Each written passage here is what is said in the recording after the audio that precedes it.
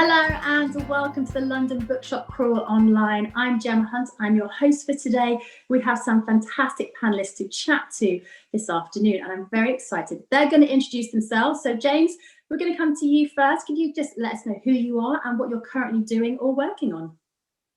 Yes, hello, I'm James Shaw. I'm the Managing Director of Tiny Tree Children's Books. And I'm currently working on something that I can't reveal yet, but it's a fantastic new middle grade book that we're going to be bringing out later this year. I'm just editing and getting the illustration stuff working for it, but it's really exciting. It'll be announced pretty soon. Ooh, watch this space then. Yeah. Thank you very much. Margaret, we'll come to you next. I'm loving your background there. I'm guessing that's not a virtual background. Those are real books behind you? These are real books. Yeah. These are real books in bookshelves in my actual real bookshop. So yeah. Great. So who are you and what are you currently working on? What do you do? So I'm Margaret Wallace-Jones and I co-own the Alligator's Mouth Children's Bookshop in Richmond. And right now what I'm doing is lockdown book selling, which is a whole new, well, so it's been going on for a year, so it's not an entirely new experience, but it's a learning curve. I think we can all say that. Yeah, I think we're still all learning in this stage, aren't we? So we're learning even how to mute and unmute ourselves here on Zoom. So Sylvia, we're going to come over to you next if you would like to introduce yourself as well and tell us what you do. Successfully unmuted. Hi, I'm Sylvia. I'm a middle grade writer. At the moment, I'm editing one project that I can sort of talk about that will be a boarding school mystery with lots of bats and Anglo-Saxon dragons. And then I'm doing the publicity for something I can definitely talk about, which is the second in my 44 Tiny series about pygmy mice comes out this week. I'm also running write-ins on Zoom. That's the other big thing at the moment, where it's just writers getting together every morning and every evening to get some work done. It's been lovely. And has that been a really fun experience for you? It's salvaged my writing. I mean, that's probably a bigger topic. Yeah, it's been a delight. All kinds of writers, all walks of life. So I think. Great. Well, I've got loads of questions that I'd love to ask you today. So Sylvia, stay unmuted for a moment because I'll come to you first. I would love to know, what was your favourite childhood book? It's a tough question to which I now have a polished answer that I think is more or less true, which is that when I was smaller end of middle childhood, it was being read Winnie the Pooh by my dad, who got all the voices right, and I put it to you that there is still no finer humour in the English canon. And then a little older, it was everything by Diana Wynne Jones. That's when I really got hooked on reading myself. It's hard to choose, but Archer's Goon is a good place to start, or Howl's Moving Castle, or Lives of Christopher Chant, or Charmed Life. Any of those. Would you say that those particular authors and their writing styles have affected and influenced yours? Yes, to the point where I have to, go back over pages and make sure it isn't actually A.A. Milne parody. Sometimes. Diana Wynne Jones, it's harder to see the connection because she writes fantasy and it's quite different to what I write about, but she writes with this amazing attention to the psychological realities of childhood that I think is really important. Try and do that. Great, thank you. Margaret, we'll come to you next. What did you love to read when you were a little girl? I mean, am I muted? I'm so sorry. No, you're good. We can hear you. Okay, sorry. I mean, so it is a really, really difficult question, but probably the book that meant the most to me was The Lion, the Witch and the Wardrobe. And to many people, of course, but it was, and I think it was, that thing of being able to enter other worlds, which is what you do when you read a book, and I think hence its kind of importance and resonance. But I was also a big fan of Diana Wynne Jones, actually, when I was growing up. Wonderful, wonderful writer, yeah, and one that I still recommend a lot. But I think being read to is very important. Do you sell a lot of these books in your bookshop? Yeah, we do. I mean, there's always demand for C.S. Lewis. Of course, it's kind of a classic. Whereas Diana Wynne Jones, you kind of have to tell people about her. But I do tell people about her, and yeah, and I think a very original writer always. always doing something different from everybody else. So yeah. It's always good to be able to promote a book from personal experience, isn't it? James, what did you really enjoy reading when you were younger? Oh, this is a really hard question. But I was a Roald Dahl freak when I was younger. Oh, absolutely obsessed. My favourite is definitely George's Marvelous Medicine. Hilarious, everything about it. And I had a granny quite a lot like that as well. But also Boy, his autobiography, which I know probably a little bit older than maybe would be expected, but yeah, it was just fantastic learning about him and everything. And then Terry Pratchett. As I got older, Terry Pratchett. I read Mort when I was probably way too young to read Mort. But that world, the Discworld, that entire, just unbelievable, complete escapism and humor. So yeah, I mean that was my two go-tos. Oh, and Each Peach Pear Plum, which is a classic. Yes, that is a classic. Are these books that you are now finding yourself reading to your own children?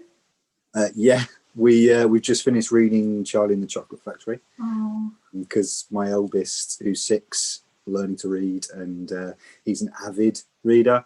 I mean, he lives in a house with an author and a publisher, so it's, you can't he hasn't escape. really got a choice. But no, we're definitely going through that. And Lion, the Witch and the Wardrobe as well.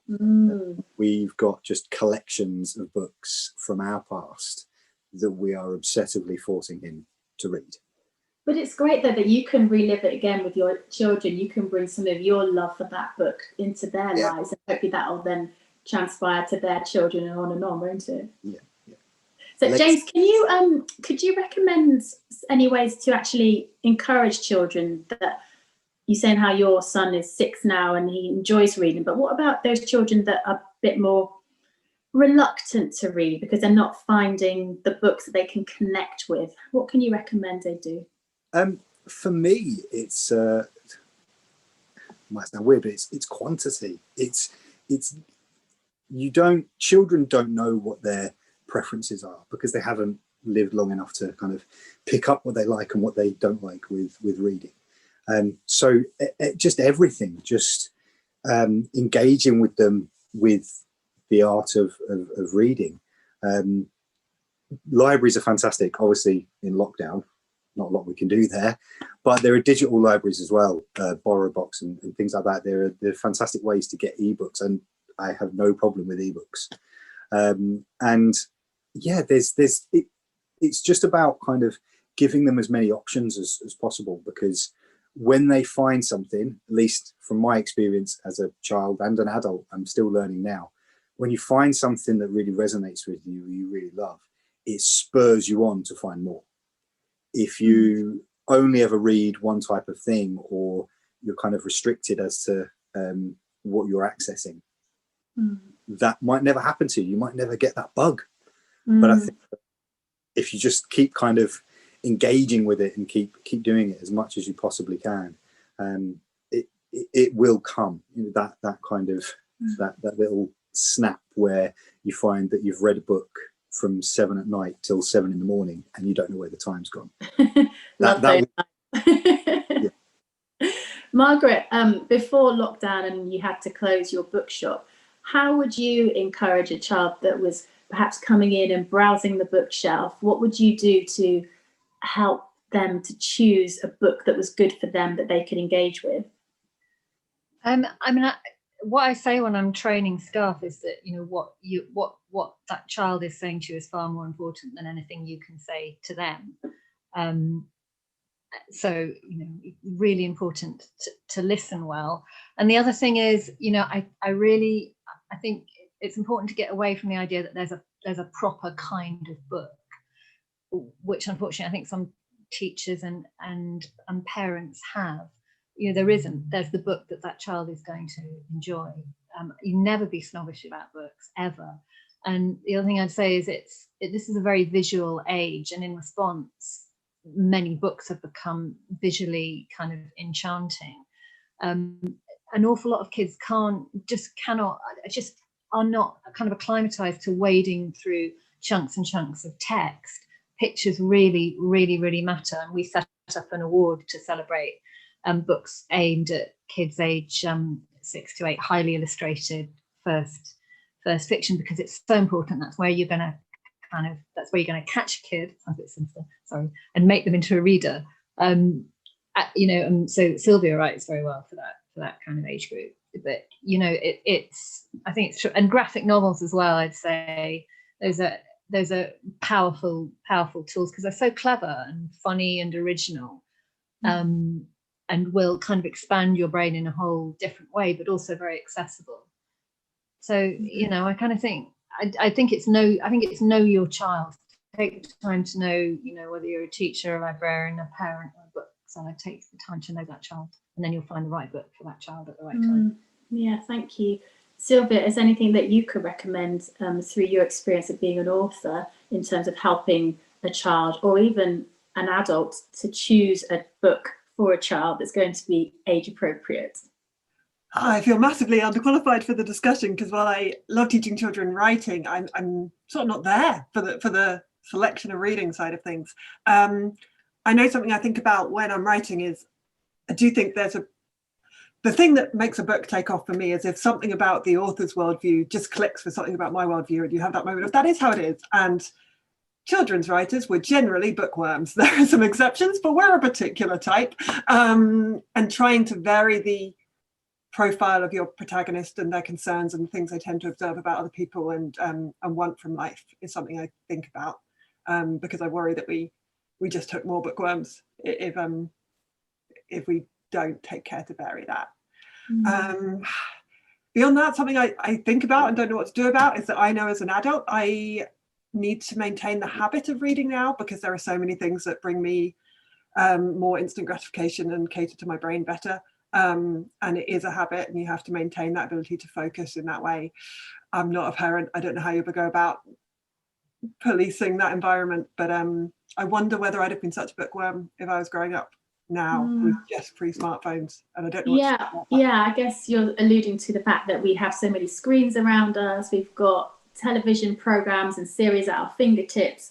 So you're saying then that you think that the way that children of reading these days is very different. It's been very influenced by things that have happened, so technology, but equally things that have happened in the world in general. Do you think that has affected the way that children are reading or not reading now? So many things happening in the world. The first thing to say is that obviously if other forms of reading are being used to get at texts that are going to do the same thing for empathy and imagination and happiness, and I'm a Kindle user. I'm not a purist about how these things are accessed. On broader topics in the world, something I've wondered about during the pandemic is I know I and all the adults I know are comfort reading things we've read before. And for me, that is things from my childhood. And I wonder what the equivalent of that is for someone who is still going through their childhood reading. I have no idea, but I hope children have comfort reads in the same way they've been able to return to. Another trend that's been obviously influenced by the last few years, much for the better, is publishing starting to notice what it needs to do in terms of diversity and initiatives like Nights Of. Also, I think we're seeing a rise in social justice books in general, particularly environmental. I think that was in the CLUP. So there's all sorts in terms of the supply end. In terms of what's happening at the reader end, I look to the experts. So what would you say then, Margaret, being the supplier end of this, what do you think has been influencing what children read over the last few years? That is a really interesting question. And one of the things I think when we opened the shop in 2015, I really noticed very kind of immediately that young girls and teenagers, but young girls, children were coming in and using the word feminism. And I'd been working in a bookshop which had shut 18 months before, and that had not happened. So during that period, that change had taken place, to my delight, because I was very used to being the only feminist in the room. So, and there were also books, many books to answer that. So yeah, I think I think these kind of wider social issues filter through, and certainly environmentalism is one, and one of the other thing that I've noticed is, kind of representation of Black and Asian British kids is now much more, they get to see themselves just kind of doing normal life, whereas, I'm sorry to have to say, a few years ago, you kind of got to see yourself as a refugee and nothing else, and that that was very difficult and kind of not okay. So that all of that is noticeably improving. And the other thing I'd say is that we've seen a lot of books that kind of deal with mindfulness, I think, for obvious reasons, because these are stressful times, and some of them are very useful. Some of them isn't, even as an adult, I think, that's a book that I myself find helpful. So yeah, great, thank you. James, what about you? Do you think that the way that children read and what they're reading has been influenced by the events of the past few years? Yes, but going on from what Margaret and Sylvia said, I don't think it's the kids that are changing. I think it's the authors and the publishers. I certainly find we are getting more submissions that are more diverse.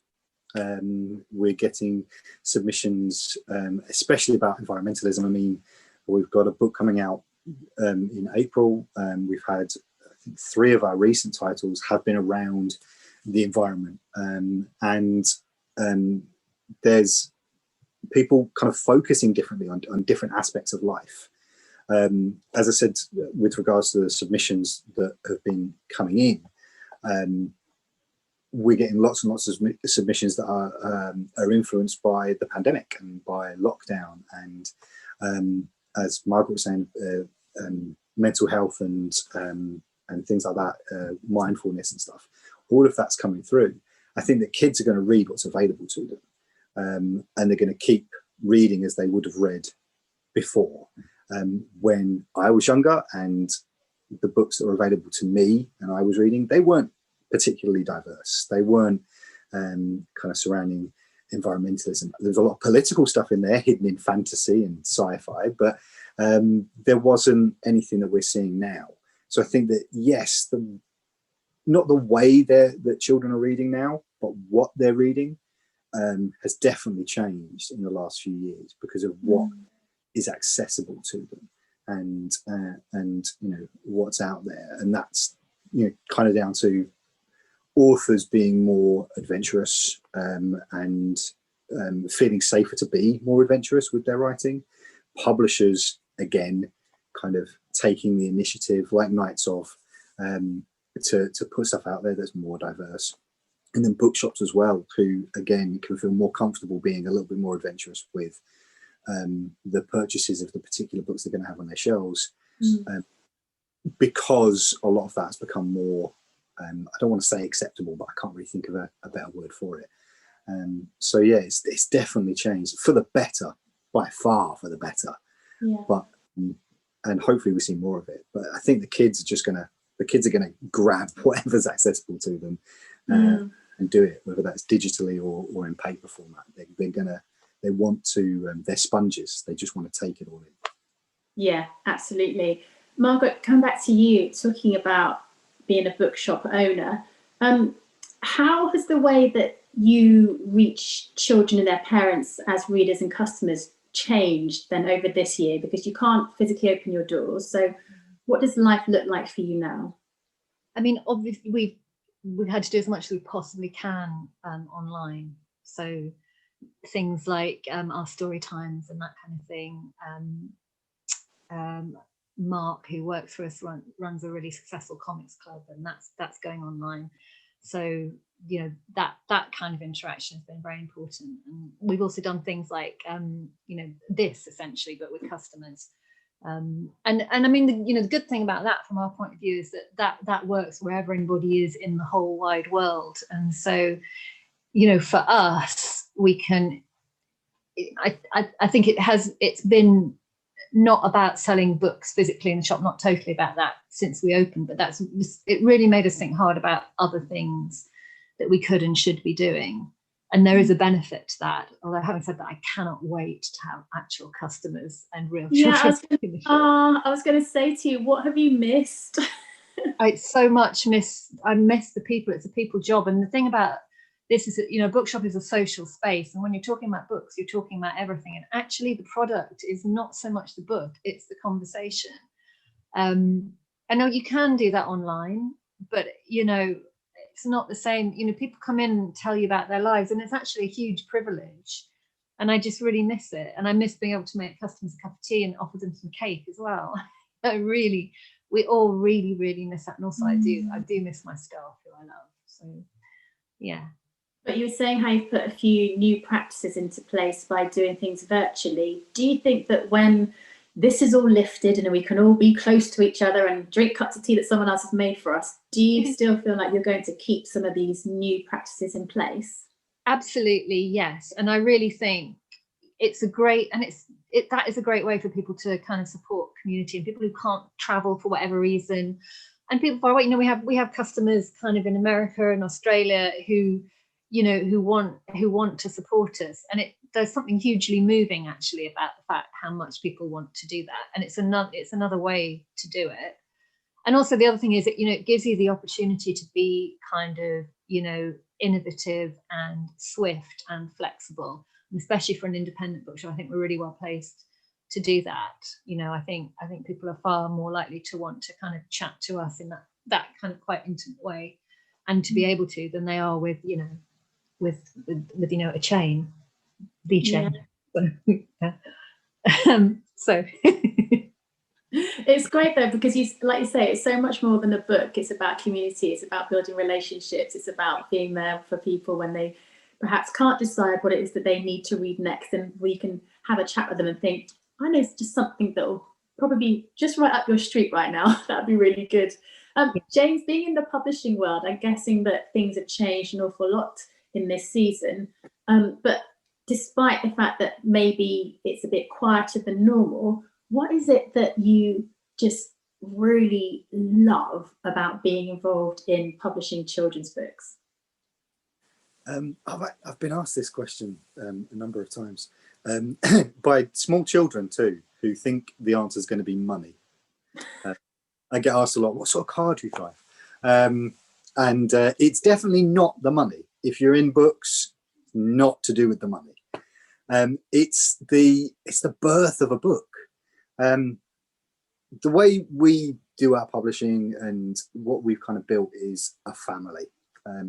The authors that we work with, the trade that we work with, all of our freelancers and stuff that come back to us on a regular basis. We have built a family. And each time we take on a new title, it's raw. It's just words on a page, or someone comes to us with some illustration ideas. That act of gathering all of those pieces and putting them together, and then birthing a book, and it does become like a child. The feeling of the reaction of the author when they finally have a physical copy in their hands, and my reaction when I finally have a physical copy in my hands, is indescribable.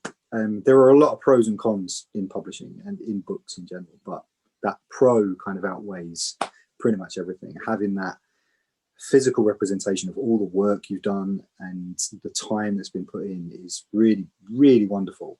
And then even better than that, when somebody else gets it and has that book and has that reaction to that book or that connection to that book, is just wonderful. And I'm just, as a publisher, I'm just a small part of that.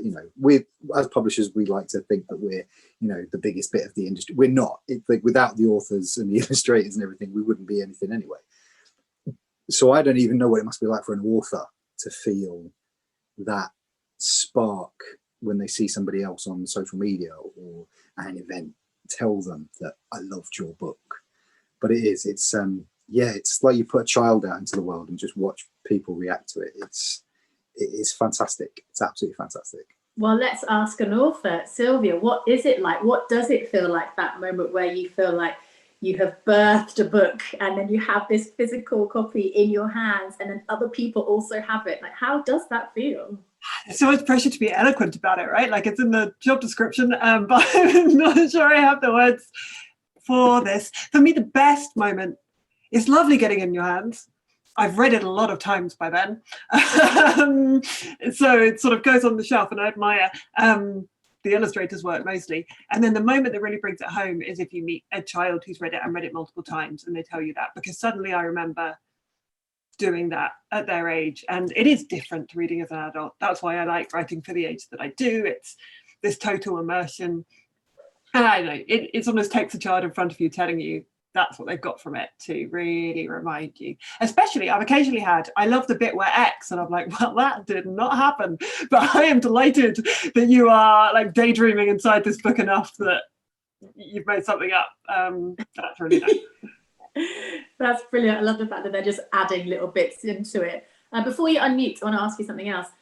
So you're saying how you do love the fact that children read your books, and obviously parents maybe sometimes alongside them. What is for you though the best thing about being a children's author?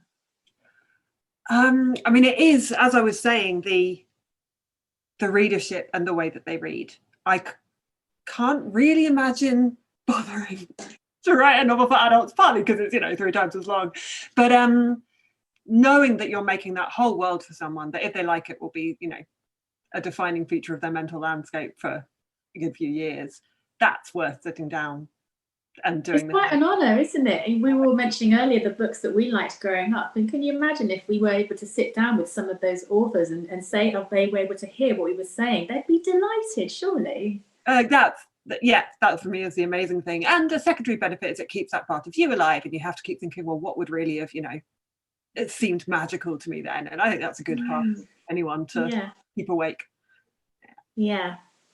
Okay, I'm going to wrap this up shortly, but before we do, I want to hear from all of you again about any forthcoming children's books that you're allowed to tell us about. Or maybe you can drop an exclusive one on us today, James, just saying. We'd love to know what it is that you're excited about this year. So Margaret, I'll come to you first to find out what you have to say. I mean, there's lots of stuff that I'm looking forward to. It's very hard to narrow it down, but we're big poetry fans in the Alligator's Mouth, and there's one coming out called Shaping the World, which is poems but written in shapes, which is actually a great extra layer to add to poetry, published by Macmillan, whose commitment to poetry is always really, really admirable. Incidentally, it's Macmillan who are doing the Marcus Rashford Children's Book Club as well.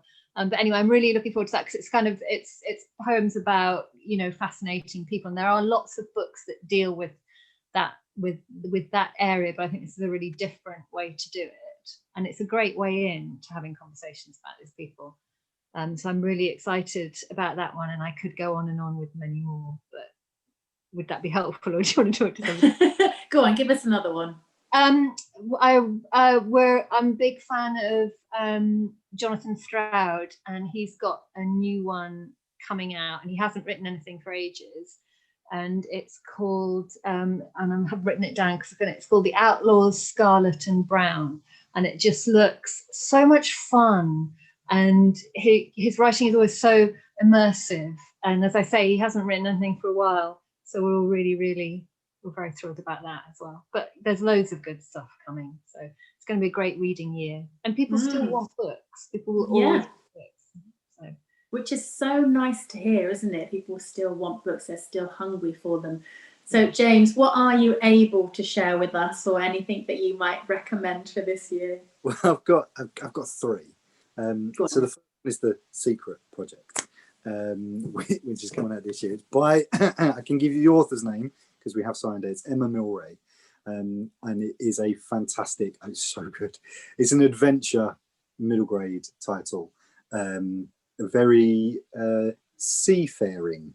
It's really good. It's really, really good. I've read it several times already. I'm now reading through for the illustrations and marking down where things are going to be. But yeah, really excited about that one. In April, like I said, the environmental book, we've got Setsuko and the Song of the Sea by Fiona Barker and Howard Gray. Yeah, again, really, really excited about that book. We worked with Fiona and Howard on a previous book called Danny and the Dream Dog, picture book. Just brilliant. Howard's illustrations are fantastic. Fiona's a brilliant storyteller. This one is all about the ocean environment, plastics, those sorts of things. It's a big environmental piece, and we are working with the Marine Conservation Society on the book. So we're donating to them, which we do quite a bit. We work with as many charities as we can to donate from the profits of the book. So that's coming out in April, and please, check our socials to see more about it and all of the pictures from it. We're really excited. And the third one isn't one of mine at all. It's the newest title from Elle McNichol. The last one, A Kind of Spark, was just brilliant. Again, kind of touching on mental health and differing abilities and those sorts of things, but a fantastic story told all the way through. And the new one, I wrote it down as well. Give me a sec. Show Us Who You Are. Again, like, just excited about something like that coming out. And yeah, there's so many publishers and so many books. So trying to pick one that is really exciting is very hard. But yeah, no, that's my picks for 2021. Great, thank you. It's like, where to start with all these lovely books? Are you going to just get a massive pile of all of them and then just start reading them all? I mean, Sylvia, would you do that? Do you find that you have a couple of books on the go at one time, or do you just try and stick to one book and finish that one till you move on to the next one? I generally have a couple. It's bad. I shouldn't do it. It's partly because I listen to audiobooks when I run, and so that's a different book to whatever it is I'm reading. And then I'll just often have a children's and an adults on the go, and a non-fiction. Yeah, but I'm also a big believer in reading what you want to read that day and not finishing things if you don't want to finish them and all of that. So I'll defend my position on that. Yeah. And what do you recommend as a read for this year? So I do not have my finger on the pulse enough to know about upcoming. I'm always like a year later, I'm like, did you read this one? It's amazing. I'm good like that too. Can I recommend like a late last year? Is that acceptable? That's totally fine. I've just finished October by Katja Balin, and it's just one of the most stunning middle grade novels I've read in a long time. I cried. It's beautiful. I mean, I cry very easily, but it was a good cry. Stunning writing. Yeah. So if you haven't read that one yet.